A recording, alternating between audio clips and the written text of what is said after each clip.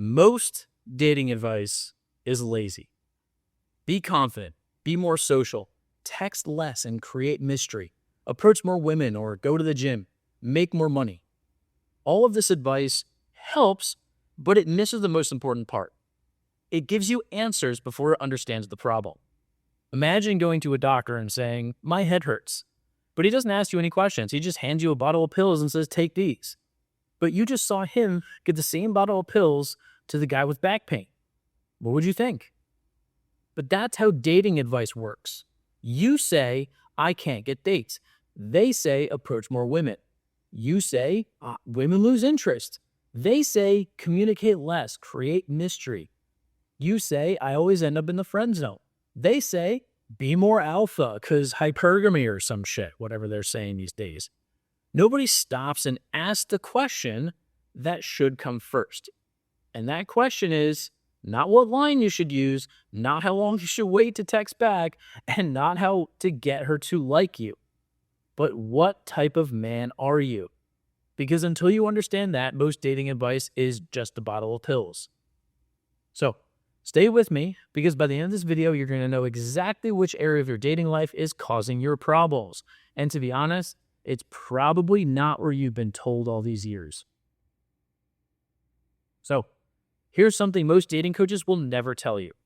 They do not actually want to fix your problem. Not because they're bad people, but because if your problem gets fixed, you stop watching. And if you stop watching, the money stops flowing. The entire model depends on you always feeling not good enough yet. Just one more video, one more program, one more coaching session, one more piece of advice. That's all you need, just one more. And it's all designed to keep you engaged, not getting you results. And that's exactly why most dating advice feels the same no matter who's saying it. It gets reworded, it gets rebranded, it gets said by different talking heads. But underneath, the ideas are exact copies. Even the terms that they use, the words are exactly the same. Because they're not actually solving your problem. They're handing you the same bottle of pills with a different label. And here's what makes it worse. The advice is only useful when it's applied to the right person in the right context for the right reason. One man may need to be more direct. Another man may need to slow down. One man may need to stop hiding his desire. Another man may need to stop overwhelming women with his intensity. One man may need to approach more women, but another man is already talking to plenty of women, but he's communicating in a way that makes him seem needy or approval-seeking. Telling that man to approach more is not going to help him. It's just going to lead to more of the same frustration. Most dating advice doesn't know which man it's talking to. It gives advice and generalizations that are designed for an average guy. But no guy is exactly average. It's this mythical thing that doesn't actually exist. And that is the pill problem. The quack doctor handing out the same prescription to every patient is not making a prescription mistake. He is making a diagnosis mistake. He never actually asked what was right. Generic dating advice does the same thing. It leads men to believe that they have a problem that they do not actually have. And eventually, your entire dating life becomes this useless pile of disconnected prescriptions that leave you more confused than when you started. So, I'll say something that may surprise you. I don't care if you are a shitty person. I would prefer that you weren't, but it's not a requirement for success with women. You can improve yourself forever and still be stuck where you started, because the goal is not perfection. The goal is alignment. The question is not, have you fixed every flaw? The question is your life and communication aligned with who you actually are? Because if not, everything will feel inconsistent or unsustainable. Your behavior changes depending on her reaction. Your confidence rises and falls based on her attention. And your dating life starts being controlled by whatever happens in the moment. This is why I created the Alignment Assessment. It's not a magic trick. It's not a list of pickup lines. And it's not some secret formula. It is a self-reflection exercise that works just like a diagnosis tool. If you go into a doctor's office, this is how they would do it. It helps you figure out where your dating life is out of alignment, because most men do not have a "what do I say" problem. They have a "how do I communicate who I am in a way that she will understand" problem. And the assessment is built on top of a simple idea. Most dating problems are actually symptoms, not the root cause. What do I say problem is a symptom. How do I get her to like me as more than a friend problem is a symptom. The deeper issue is misalignment.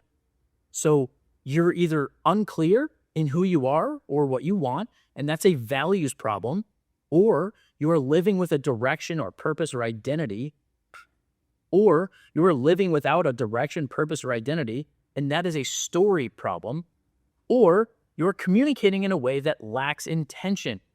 That is a narrative problem. Values, story, narrative. That is the VSN system.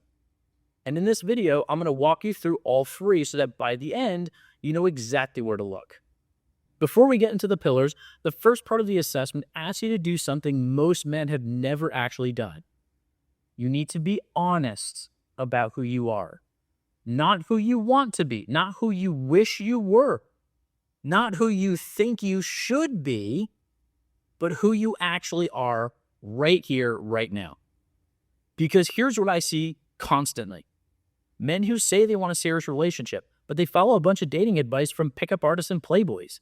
Men who say they have standards, but they abandon those standards the second an attractive woman gives them attention.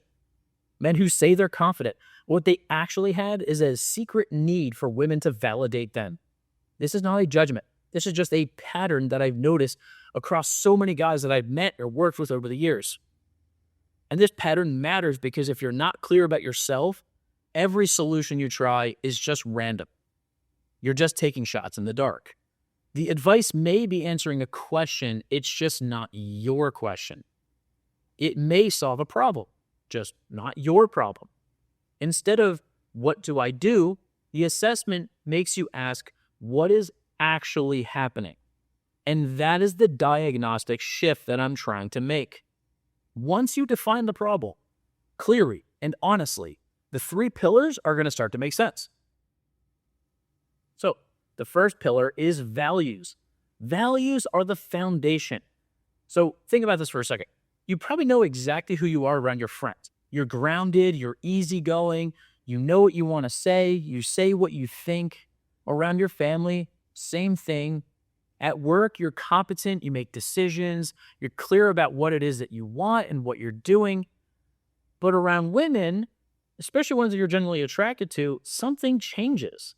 You start to become less certain. You start, negotiating with yourself. You start tolerating things that you normally wouldn't.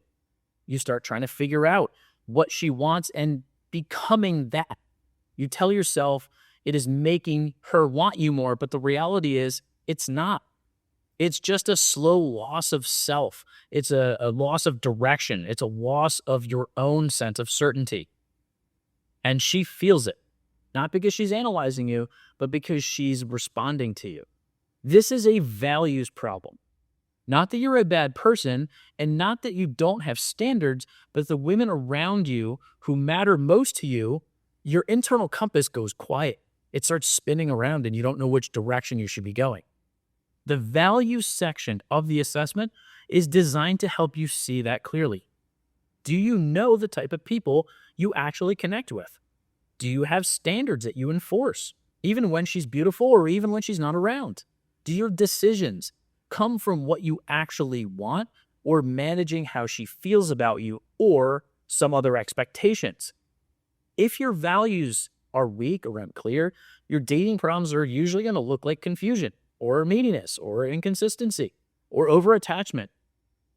You will chase instead of choose. You will react rather than lead. You're going to be pulled off course by beauty, charm, and attention because you don't have a strong enough internal compass to stay on your own.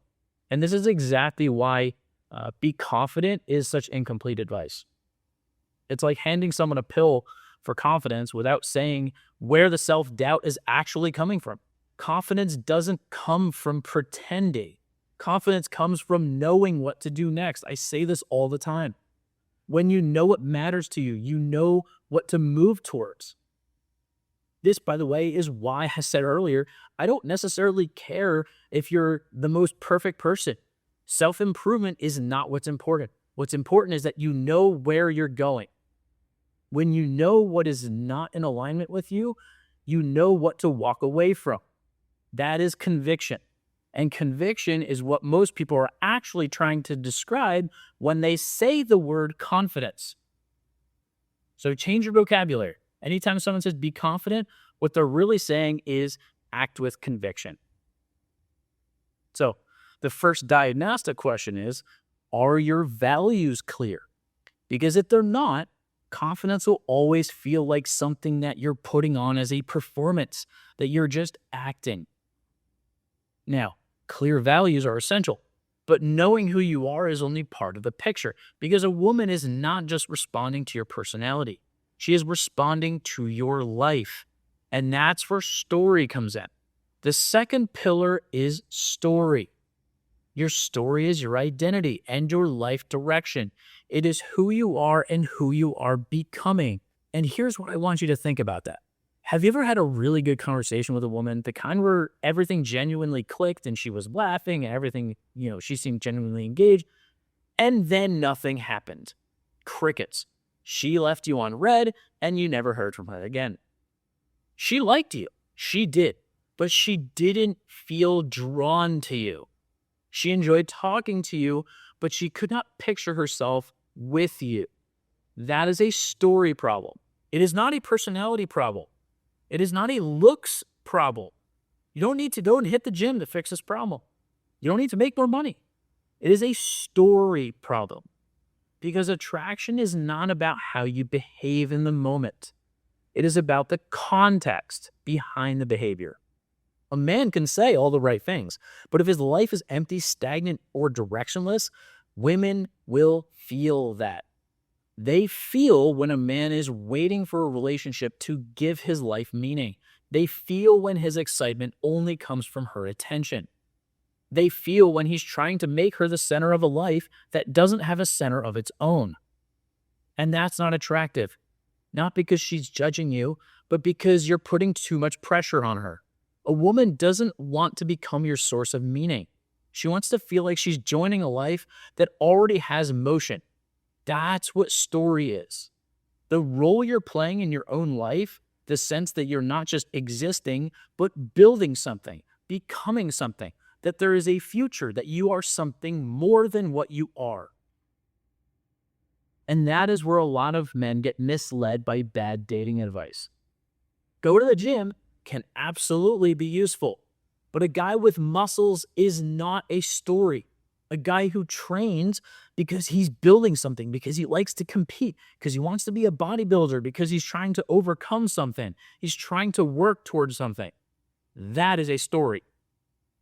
Make more money can be useful, but a guy with money is not a story.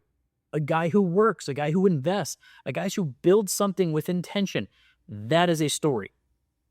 The tools are not the story.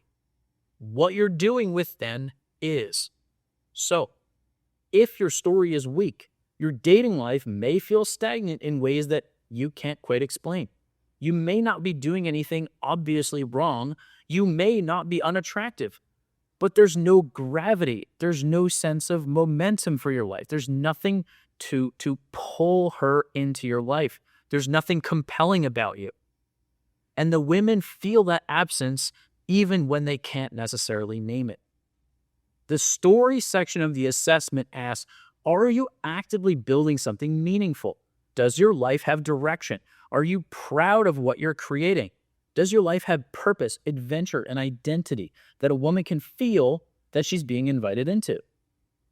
So, the second diagnostic question is, does your life have a compelling story? Clear values tell a woman who you are and the things that matter to you.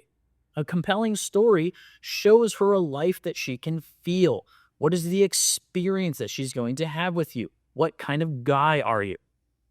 But neither of these things matter if she's not experiencing them in the same way you intend. And that's the job of the third pillar. The third pillar is narrative. Narrative is how you communicate your story. It's how other people actually experience it.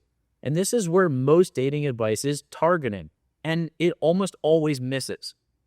And here's why. You may have clear values. You may have a life with direction.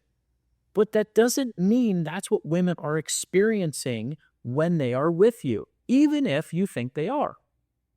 One of the most important ideas in the entire VSN system, women are not responding to who you think you are. They are responding to how you actually communicate. Because unless you tell them something or communicate something, how are they going to know? And your narrative is not just your words. It's your tone. It's your body language. It's your emotional energy, decisions, the ability to make her feel instead of just thinking, okay? Men think communication means talking or texting. So they try to find the right thing to say. They try to find the right message. They go to the AI chatbots and figure out, what's the best thing to say? But the actual question is not what you say. It's how you come across to her. And this is exactly the same tactic that produces completely different results for different men. You read that you should be more mysterious. For one man, that means he stops over-explaining and becomes more emotionally grounded. That helps. But for another man, it makes him cold, vague, and disconnected. And that doesn't help. Same advice, different men, different results. Or, as another example, text less. For one man, texting less stops him from seeming needy, which is great. But for another man, it makes him seem distant and uninterested. It's the same pill, but completely different responses. This is why you cannot just grab a tactic off the shelf by some quack dating coach and expect miracle results. Diagnosis matters. Narrative is where your internal world becomes external. It's where your values and your story and everything you have built internally will either land or it'll fall flat. So, the deeper you go into narrative, the more useful it becomes to understand your specific patterns in how you attract and communicate. That is where archetypes come in. Now, I have other videos that go much deeper on that topic, but before archetypes matter, the foundation underneath them has to be solid. Because if your values are unclear and your story is weak or your narrative is misaligned, an archetype is just a label. And labels don't fix anything by themselves. So the narrative question you should be asking is, how do women actually experience you? Not how you hope they do, not even how you think they do. How do you actually come across to her? And how do they feel after interacting with you? So, after the assessment worksheet to value, story, and narrative, the next step is the profile section. This is where it starts to get useful. Look at your lowest score. That is probably where your biggest breakdown is happening. And this is probably the area that you should be focused on addressing. If values is the lowest, you are likely unclear in who you are and what you want, or what you actually stand for, or things that matter to you. You're probably reacting more so than choosing. If the story part is the lowest, your life probably lacks direction, emotional depth, or a sense of momentum. You may be relying on women to make you feel alive, or not necessarily have a sense of purpose, maybe not knowing the type of woman that you should be with. If narrative is the lowest, then your communication does not match what you intend. You may be delivering uncertainty, approval-seeking behavior, or emotional flatness without even realizing it. And this is where the assessment really earns its value. Because without a diagnosis, you might spend 6 months trying to fix your texting when your real problem is that your life has no direction. You might spend your time becoming more social when your real problem is that you abandon your standards around attractive women. You might obsess over confidence when your problem is that your communication feels emotionally flat.